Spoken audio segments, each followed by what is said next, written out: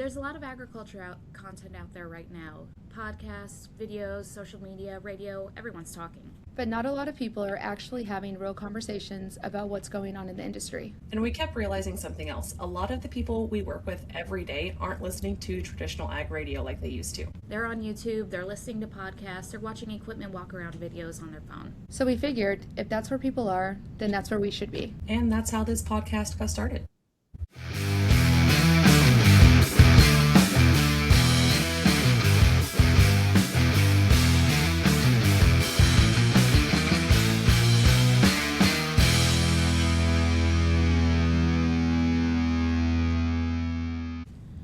Hello and welcome to The Parallel Path. The Parallel Path is a monthly podcast from the marketing team at Parallel Ag, bringing real conversations across the agriculture industry. In each episode, we will sit down with the equipment experts, service professionals, industry leaders, and farmers to talk about the challenges, innovations, and decisions shaping the modern agriculture.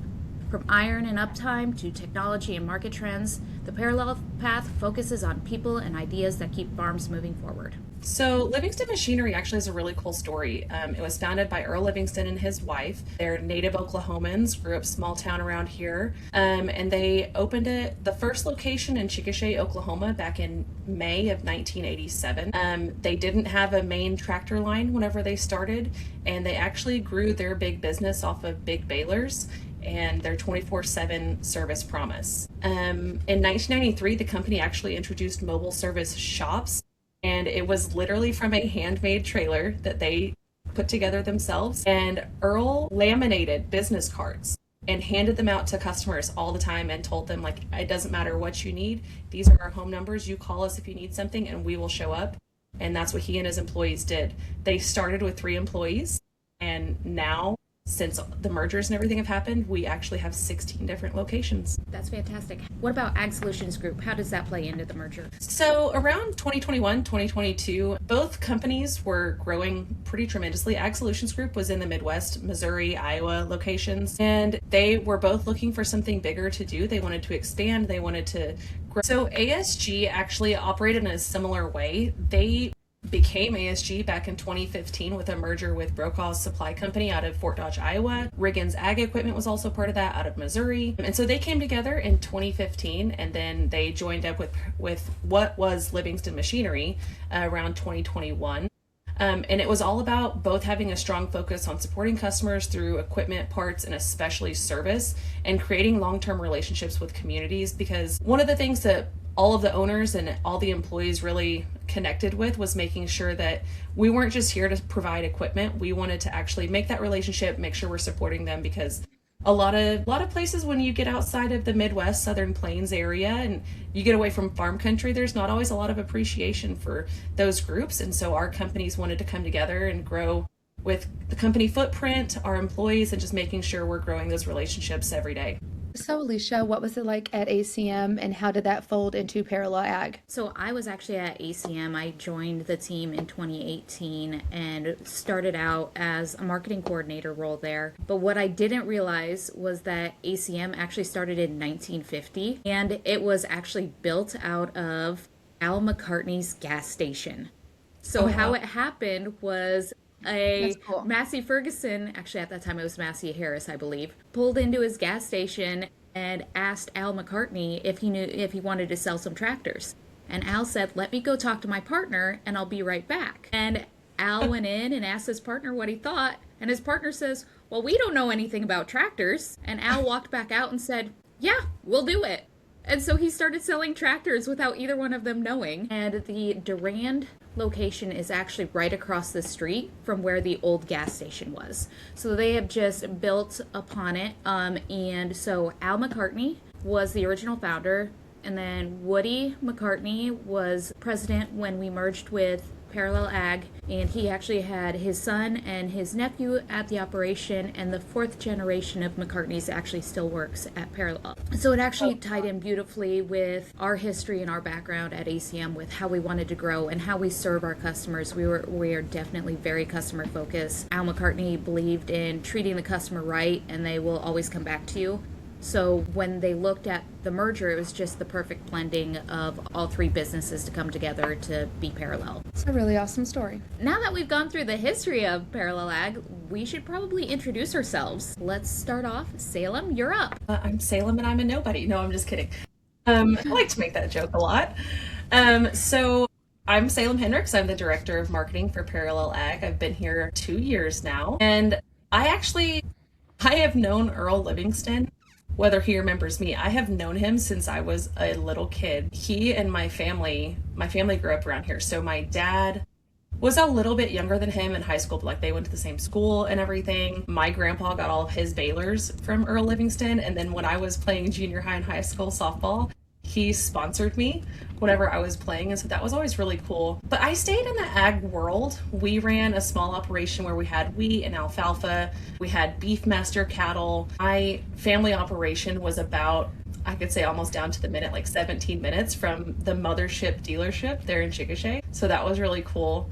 But I actually went into sports for quite a while because I thought that was going to be my thing. And then I got to work with ESPN and Fox for a while. And I decided, actually it was suggested to me by one of my professors, that I should probably go back to ag because all of my newspaper articles seem to keep getting more into ag and what's going on there. So I was kind of pushed out the door. So I got to work with National Cattlemen's Beef Association for a couple of years, and then Global Roundtable for Sustainable Beef for a while. And I really wanted to stay there. I'm married into a family now that does commercial cattle operation and show heifers and all that. And I had to keep up with them somehow because I didn't grow up in the show world. And so I feel like I kind of get to do my part and stay there. So, now I get to raise my 3 kids in the show barn, and we bought our own Manitou and we bought our own Fendt now. And all 3 of my kids now have driven the Fendt and love it. And my son, at least once a week, asks if he can go over to the dealership and try to drive something else. We have a lot of fun with Fantastic. it. Yeah. That's fantastic. Amber, how did you get started? Like, what's your background? I'm Amber. I've been with Parallel for about 5 years now. I started off as the assistant to the CEO, and then about 3 years ago, I got the opportunity to move in marketing. I focus more on the design and the branding, the digital projects like our website and market materials. I have a bachelor's degree in graphic design and business. I'm originally from Kentucky, so I grew up in the ag world, but not necessarily like everyone else. I wasn't a part of the FFA. I didn't show cows. I wasn't raised on a farm. I grew up working on a horse farm, but I was not raised on a farm. I ran barrels a lot growing up, and I don't know, I have 2 kids. I've been married for almost 17 years. That's my story. Love that for you. Alicia, what about you? Let's see. I have a very interesting background when it comes to agriculture. I grew up on a row crop farm in southern Iowa, which was about 2,500 acres. And then on top of that, my parents have some CarQuest locations that they own and operate. They have a show sheep. I grew up showing sheep. They have a club lamb operation. I sold seed for 6 years. I was a precision technology specialist in that time period, and all of that actually just kind of beautifully melds together into working in marketing because I'm able to use my experience from selling and my background on the farm to really try and hone in and speak to the customer's voice because I have been in that customer role before. You've been in a lot of those roles before. That's impressive. Yeah. Not everybody has a background like that. That's really impressive. I feel like every time you start to tell us about your background or a little bit more about you, I learned something new, like every time. Yeah. I'm a vast well of secrets. There's like skeletons in that closet. We love skeletons.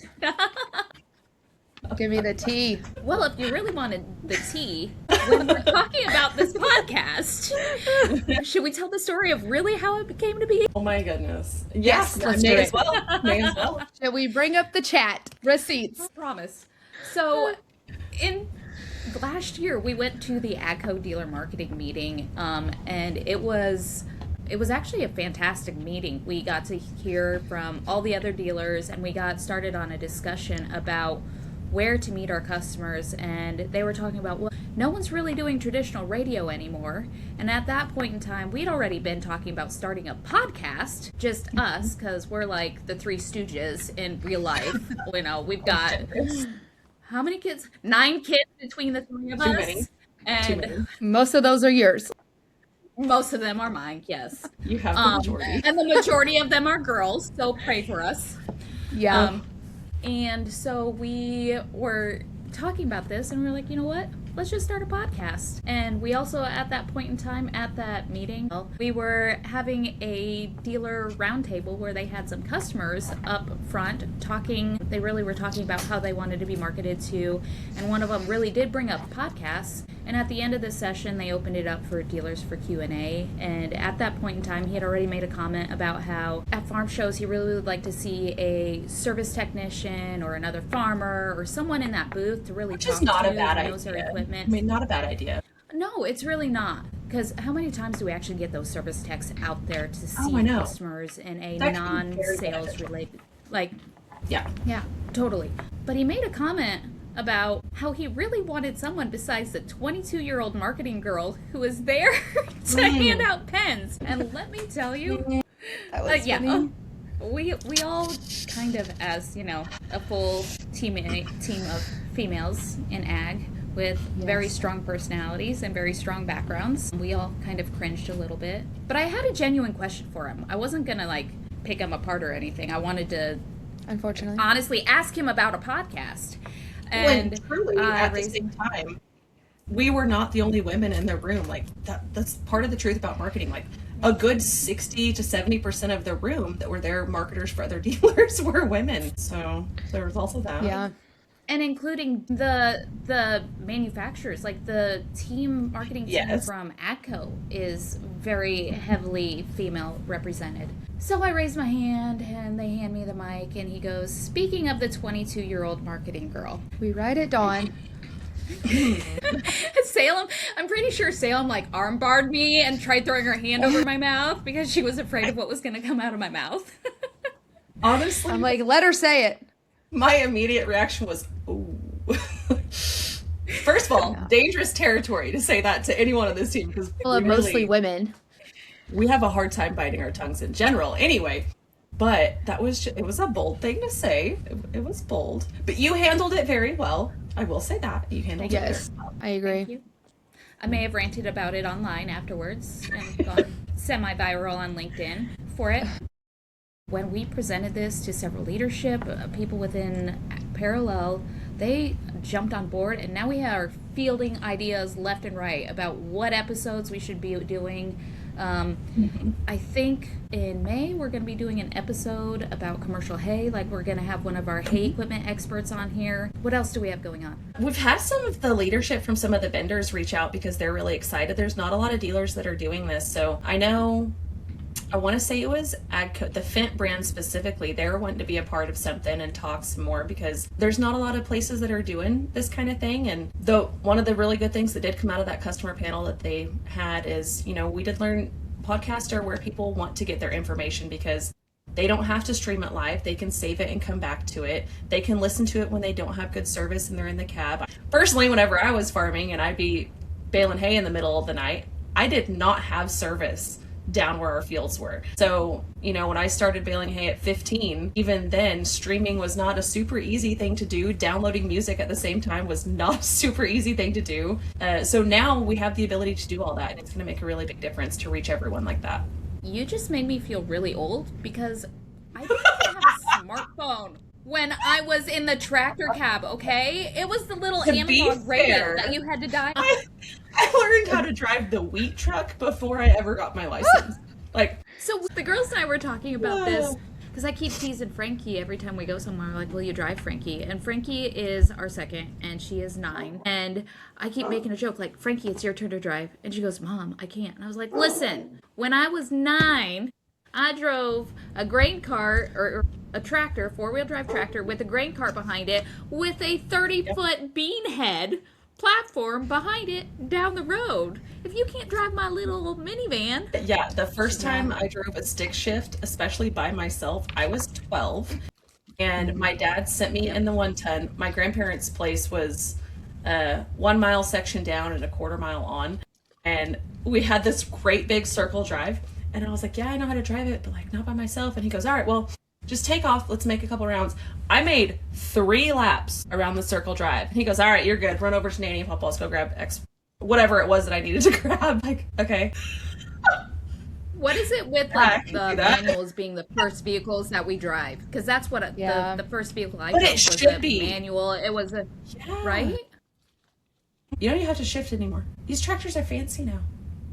Mine had a bad clutch, and sometimes I popped a wheelie in that thing, and it just happened. Well, don't run into your parents' house. So the first tractor that we were all taught on was a John Deere 2630, which I'm not sure if either one of you know what that is. I'm sure Salem probably does. But it was, and it was a manual. It was like the 3 on the tree kind of manual where you had to shift back and forth. Every single one of us kids, and it had bale forks on the front of it. Every single one of us kids ran those bale forks through the shop door. It got to the point where my dad didn't fix it after my brother because he knew that the other 2 of us were, because how it was, our shop was set up was the fuel tanks were right here, and then you just drive like straight forward into the shop doors. And so we'd pop that clutch and straight into the, like, bale forks go straight into that shop door.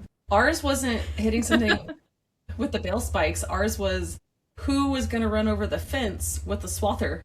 That was like a rite of passage for us. Like someone was going to run it over, guaranteed. I think I did it twice, and I hope she'll never listen to this. My poor grandma. My dad told me one time she ran over like 100 different times. Make sure to send it to her, Alicia. Like tractors were not her thing, but she did it when she needed to be a part of it. But yeah, I mostly learned on a John Deere 4440, and it did its job. It did exactly what we needed it to. We had a couple cabless tractors. They were okay. But yeah, how things have changed. I got into the drive the Fendt the very first time I drove it, and it was weird because it was literally like driving a car. I don't know if either one of you have driven, like, no, Salem Mackenzie, you cannot say that on this podcast. What did she say? I didn't even hear.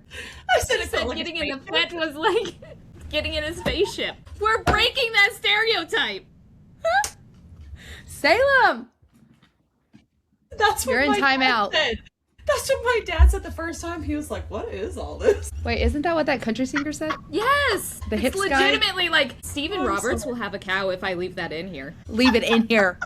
I am, because then I middle named her. So I'm really looking forward to all the different things that we're going to talk about this year. Amber, what are you probably looking forward to the most as far as like episodes we've got planned? I think what I'm most looking forward to is our employees coming on the podcast, getting our parallel voice out there, specifically with Stephen and Greg that are going to be on the Commercial Hay episode. I think really like having Parallel's employee voice put out there is a really great thing. What about you, Alicia? What are you looking forward to the most? Let's see. I get to yap professionally. Certified yapper she is. Yes. So I've been having a lot of fun coming up with the different ideas and already reaching out to different guests. I don't know. That's a tough one.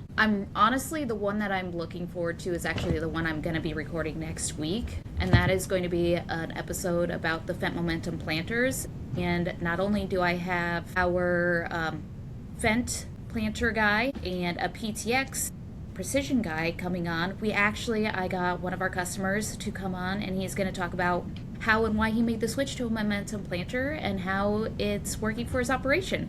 So that's actually one of the things that bringing it all full circle and getting beyond just the parallel voice and being able to bring the relatability out to the customers. Really, I've said since the moment that I've come onto Parallel that I want us to be able to set ourselves apart as the go-to dealership. And I think that this podcast is just a way to elevate us even further. Yeah. Absolutely. What about you, Salem? Got anything specific? I'm actually most looking forward to, I think, the Women in Ag podcast that we're going to do, because Kayla, Chronicles of Kayla, is one of my favorite people, especially to talk about what she goes through on her daily life and everything. She has an amazing story just of her whole life, not necessarily specific to the farm, but everything else that they have going on within their family. And one of the things that she has spoken of to us a lot, and I'm really excited for her to share it, is It's not just about the equipment sales and the relationships that she's got there, which she's very fortunate. She's friends with our general manager. They grew up together. They went to high school together and everything. And that's a super cool story. But she specifically was telling me about one time where they were having issues. I think it was with their baler. And the service tech was out there. He had come out more than once. And then the last time he was out there, he stood out there for hours, like 7 or 8 hours in their field with them. And I just think that's a huge testament to like the whole reason we're a company. It's how we merged. It's why we merged. It's how our companies were founded, and it's how we built our business. And I think it's just really cool that now we can look back, from 1950s to 1987. That was the foundation, and here we are in 2026, and that's still what's getting and keeping our customers. So I'm really excited for her to say more about that, because our customer supports, it's our lifeline. Mm-hmm.